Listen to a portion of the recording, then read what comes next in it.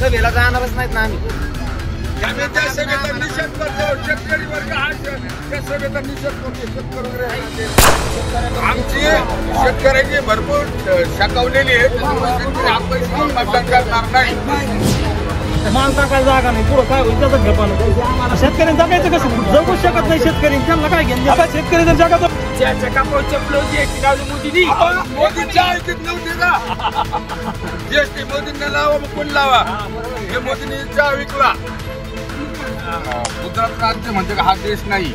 जो हुकुम देईल कसं आहे, मोदींनी काय फक्त मोदी काय गुजरात राज्यापुरता का पंतप्रधान नाही, संपूर्ण भारताचा पंतप्रधान. आज शेतकरी जर रात्रीचा उठला, जेवता जेवता लाईट जर आली तर जेवता जेवता उठतो आणि मोटर चालू करायला पळतो. यांना फक्त कशी काही करा, साम दाम दंड तुम्हाला जे काय वापरायचं ते वापरा. लिहून फक्त सुजय विखे. बाजार वाढले. नमस्कार. 12 रुपये झाले. नमस्कार, मी केतन येवले आणि तुम्ही पाहतात आपले नगर एमएस 16. तर आज आपण जर पाहिलं, गुजरातचा पांढरा कांदा ज्याला महिन्यापूर्वी निर्यात खुली केली आणि महाराष्ट्राचा लाल कांदा मात्र शेतकरी आता या ठिकाणी पाहतोय आपण. मी नगरमधलं जे काही कृषी उत्पन्न बाजार समिती आहे त्या ठिकाणी आलेलो आहे आणि शेतकऱ्यांचे जे काही दुःख आहेत, एक निलाव तुम्ही 25 रुपयांनी केला आणि आता अचानक बाजारभाव पडलेत असा शेतकऱ्यांचा आरोप आहे. नेमकी त्यांचं म्हणणं काय आपण जाणून घेणार आहोत. हॅलो, तुमचं काय म्हणणं आहे? आमचं लोकप्रतिनिधी यांनी केलेले प्रयत्न निर्यात चालू केली आणि दुसऱ्या दिवशी पाडून घेतली. काय आता तुमची प्रतिक्रिया काय नेमकी, काय म्हणणं काय सरकारला काय सांगाल तुम्ही? एवढं सांगा युवन, तुम्ही फक्त एक गुजरात राज्य म्हणजे हा देश नाही. तुम्ही गुजरातला दिलेली व्हाईट ओनियनला दिलेली तुम्ही एक्सपोर्टला परवानगी, आपल्या रेड ओनियनला का नाही दिली? मग तुमचं काय म्हणणं आहे?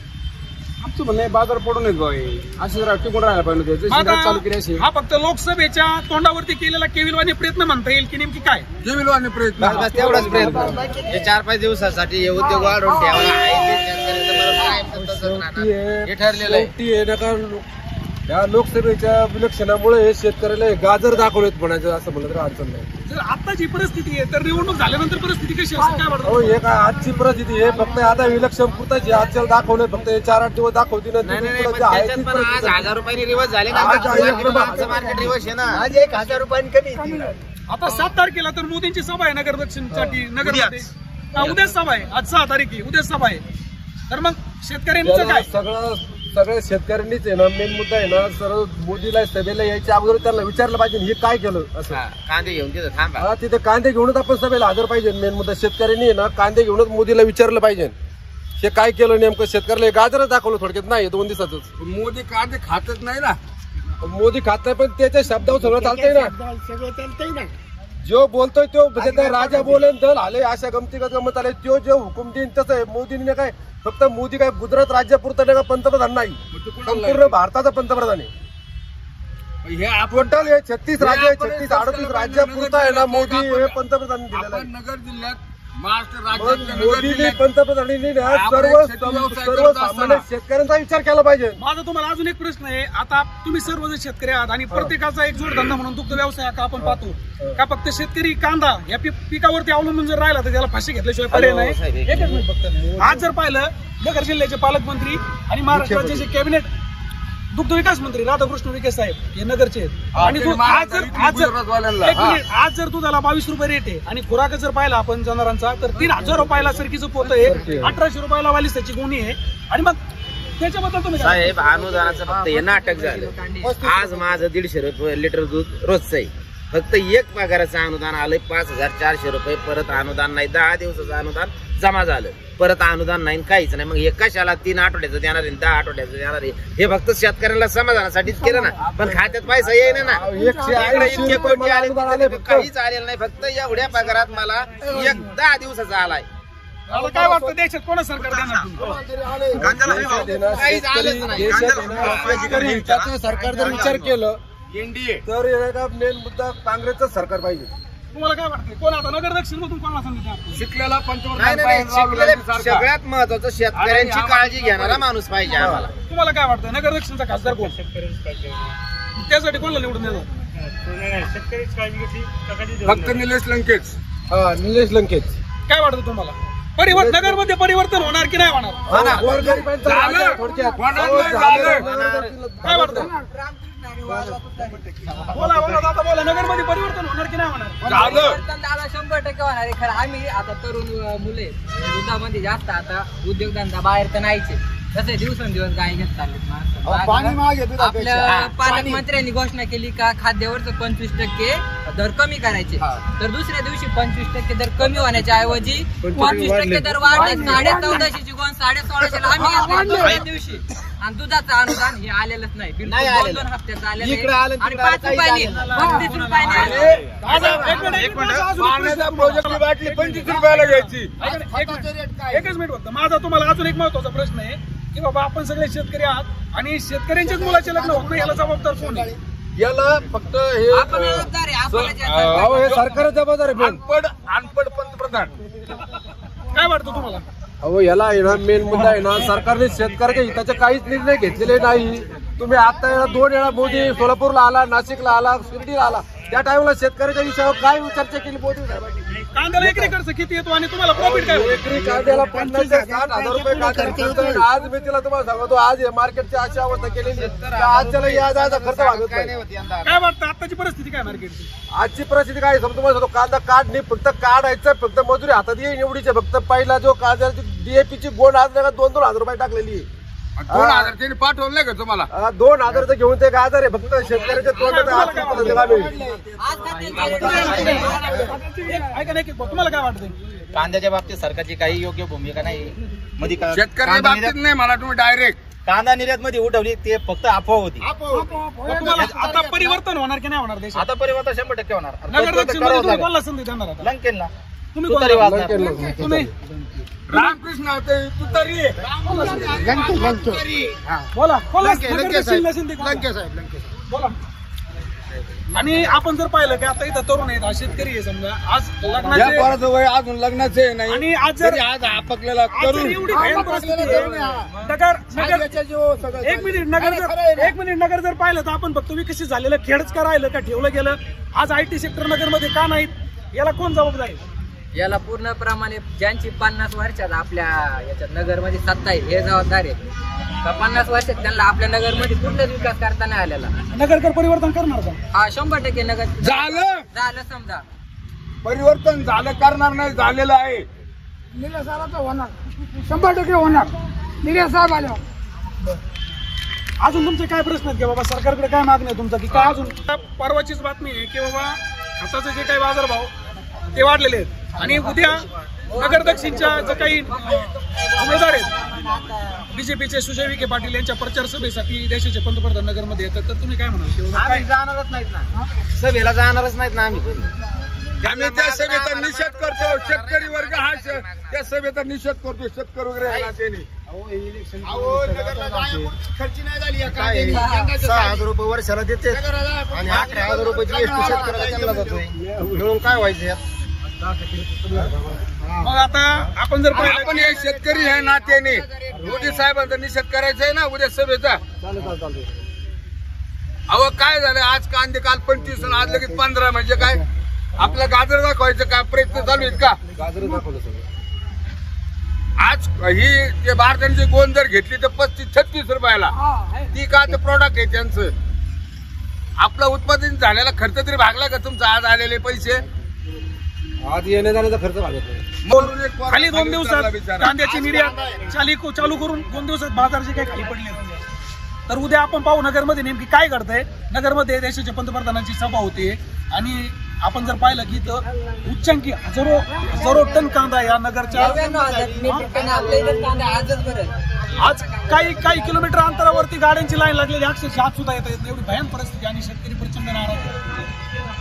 11 तारखेला उत्तर प्रदेशचे मुख्यमंत्री योगी आदित्यनाथ जे महाराष्ट्रात येणार आहेत, परंतु 10 वर्ष त्यांना सत्ता भोगायला मिळाली. 10 वर्ष बीजेपी केंद्रात बीजेपीचं सरकार आहे, तरी सुद्धा जे काही आपण जर विचार जर केला तर इथं तरुण आहेत. उत्तर प्रदेशचा लाखो पोरांचा रोजगार किंवा उत्तर प्रदेशचा लोंढा रेल्वे भरून महाराष्ट्रात येत आहेत आणि तिथल्या महाराष्ट्रातल्या तरुणांचा रोजगार हिरावून घेतलाय. याच्याबद्दल तुम्ही काय सांगाल? कालच आपल्या मुंबईमध्ये कंपनी आहे, त्या कंपनीमध्ये अशी बातमी आली की मराठी मुलं तिथं एक ग्राफिक डिझायनरची नोकरी होती. त्या नोकरीला तिथं डायरेक्ट त्यांनी असं नोटीस दिलेलं आहे खाली, मराठी मुलगा चालणार नाही. जर आजच महाराष्ट्राची इलेक्शनच्या आधीच अशी परिस्थिती आहे तर कालांतराने जर ह्या निवडणुकीत आपल्याला एक संधी आहे का भविष्यात आपल्याला आपलं भविष्य बदलण्याची. आता जर चुकी केली तर भविष्यात ही चुकी आपल्याला खूप मागात पाडणार. त्याच्यामुळं नगर दक्षिणचे जे उमेदवार आहेत निलेशजी लंके साहेब यांना आपण प्रचंड मोठ्या संख्येने निवडून देऊन आहे ना त्यांच्या मागे आपण खंबीरपणे उभं राहिलं पाहिजे. आणि कसं आहे सुप्यामध्ये दिवसांदिवस MIDC मध्ये पण वाढ होत आहे. सगळ्या गोष्टी आता होतील होत आणि हा संदेश हा राज्याला जाऊ द्या. नुसतं युवन नगर दक्षिण हा विषय बाजूला ठेवा. एक आहे महाविकास आघाडी हे आहे भारताला. युवन हे मोदी सरकार नकोय. हे काय आहेत ना दोन काय अमित शाह एक आहे ना हा ते मोदी. इव्हन यांना हा बदल झाला पाहिजे आणि तरुणांनी आणि इव्हन शेतकऱ्यांनी एवढ्या जमा राहिलेल्या आपल्याला बनावर एक मताचा अधिकार विचार करायची एवढीच वेळ आहे. हा विचार बदल हा परिवर्तन हा तुम्हाला आलेली संधी एकच. आज आपल्याला दिलेला एक मतदानाचा अधिकार हा आपण आज बजावला पाहिजे येणाऱ्या 13 तारखेला. बरोबर ना बाळा? हो 13 तारखेला आपण इंडिया विकास आघाडीला मतदान करा. आता मला एक प्रश्न आहे तुम्हाला की शेती जर करायची असेल किंवा शाश्वत त्यासाठी पाणी लागतं पण पाणी हा जो मुद्दा आहे हा फक्त आपल्या नगर दक्षिणसाठी नाही तर संपूर्ण देशाचा हा विषय आहे. तर फक्त आणि नगर दक्षिणसाठी पाटपाणीचे काही राजकारणी आले आणि आश्वासन देऊन गेले याच्याबद्दल तुमचं काय मत आहे आणि मग पाटपाणी येणार कधी? पाटपाणी हा भौगोलिक प्रश्न आहे. तो पाटपाणी हा तिथं उपलब्ध आहे तो तिथून तुम्हाला उपलब्ध होईल. आणि राहिला प्रश्न माजी कृषी मंत्री शरद पवार साहेबांनी जी काय कल्पना मांडल्या शेततळ्याच्या ठिबक सिंचनाच्या त्या अंमलावत आणताना तरच आपण जो काय पाठावरला भाग आहे पाटपाणी सोडता त्या कल्पना जेवढा यशस्वीपणे राबवल्या जातील तर आपला विकास होईल सर्वसामान्य शेतकऱ्याचा. पाटपाणी सगळ्यांना येऊन पॉसिबल नाही. तुमच्याकडे जेवढं स्टोरेज आहे तेवढं तुम्हाला पाटपाणी मिळणार. आज कुठं तुम्हाला नवीन धरण होणार नाही महाराष्ट्रात आणि हे कुठलं हे गव्हर्नमेंट तर करणारही नाही. मग आता कांद्याचे समजा बाजार पडले मग तुम्ही काही प्रतिक्रिया केली नाही का? काय पवन नेमके बाजार पडले मग तरी तुम्ही आज प्रतिक्रिया करून उपयोगच नाही ना. आज कमीत कमी आल्याला खर्चच नाही ना. आम्हाला मान्य आहे ना. इथून आम्ही प्रतिक्रिया करायची हे 2 दिवस बंद पाडायचं हे आज आमच्या ऐपत नाही समोर घ्या. एक गव्हर्नमेंट जे काय आज आपल्या भारतावर आज जे काय गव्हर्नमेंट स्टेटमेंट करून राहिलेले हे म्हणे याच उत्तर भारतीय लोकांना कष्ट करायचे त्यांच्याकडे उत्पादन होत नाही. इव्हन ठीक आहे आपण येतो दक्षिण भारतात आल्यानंतर आपण कष्ट करतोय आणि हे कष्ट करत असताना उत्तर भारतीय लोक आपल्याकडे त्यांचा रोजगार भागवतात.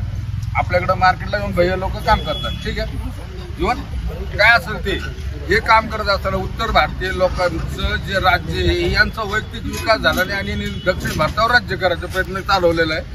मग आदित्यनाथ 11 तारखेला एवढं आले मग त्याच्याबद्दल तुम्ही काय सांगाल?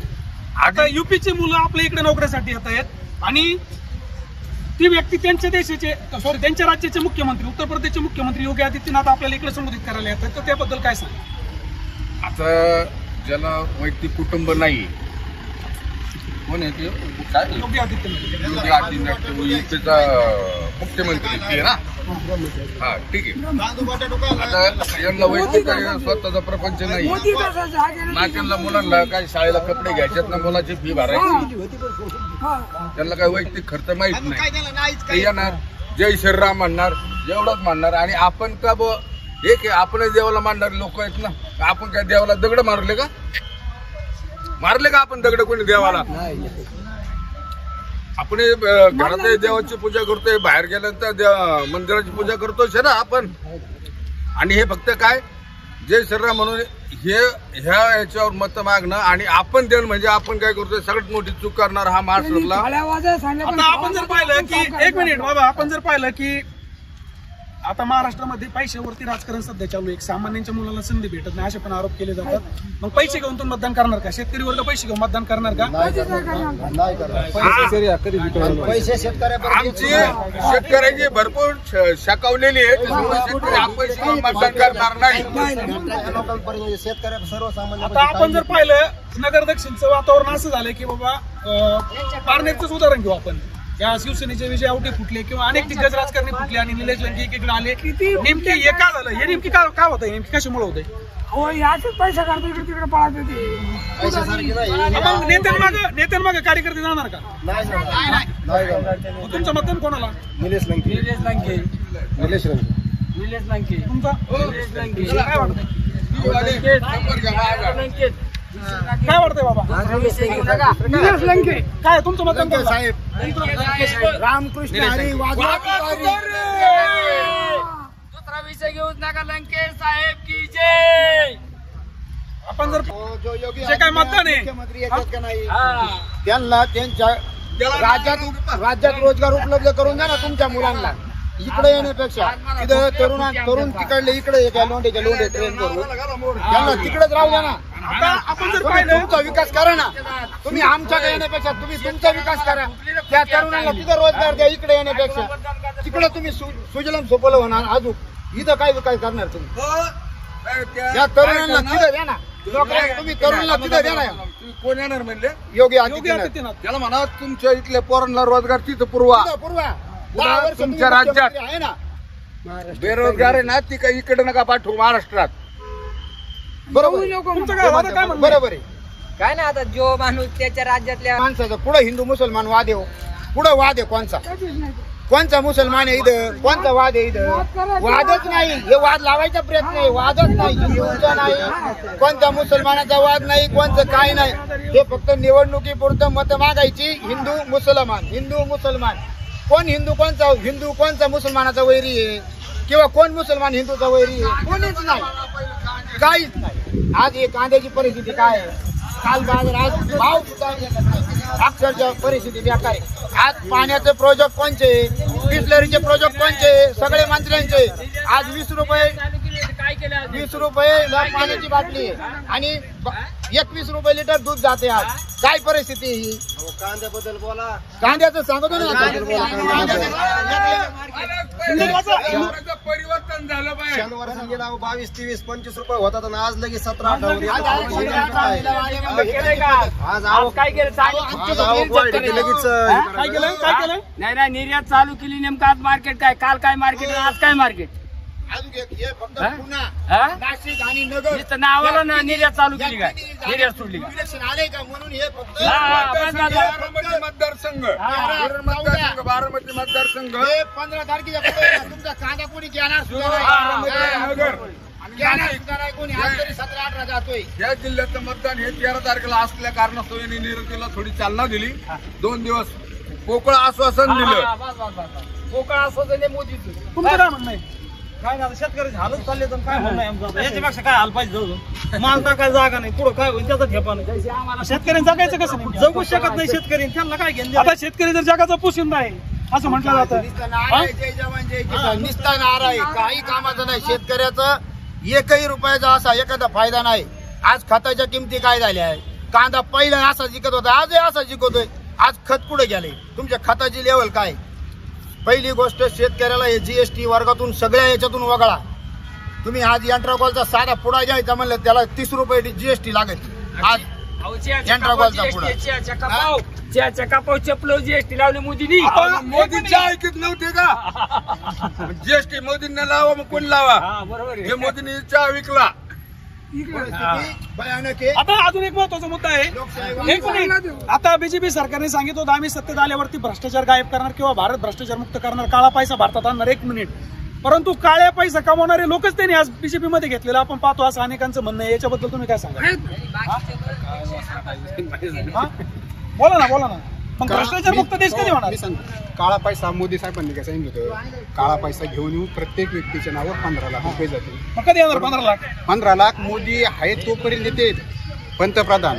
मोदी पंतप्रधान नाही त्यावेळेस येते. हे काय सांगतात? अजूनपर्यंत किती पैसे आले? मला आले बरं. आता दुसरी गोष्ट अशी, यांनी पहिल्यांनी फसवणूक शेतकऱ्यांची केली.